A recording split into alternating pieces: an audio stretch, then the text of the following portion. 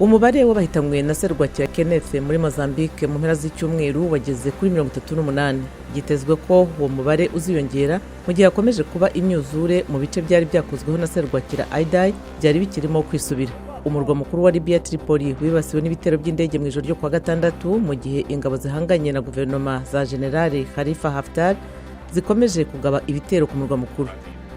Kuri uyu wa mbere imishyikirano yakomeje hagati y'ingabo za Sudani n'imitwe itavuga rumwe n'ubutegetsi baganira ku buyobozi bw'inzibacyuho nyuma yo gukuraho Perezida Omar al-Bashir.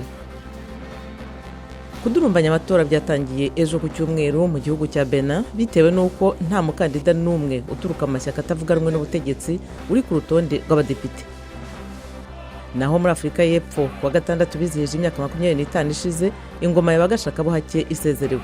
Perezida Cyril Ramaphosa yavuze ko abanyagihugu benshi batari bishyira ngo bizane bitewe na ruswa yakwiriye hose hamwe n'ubukene.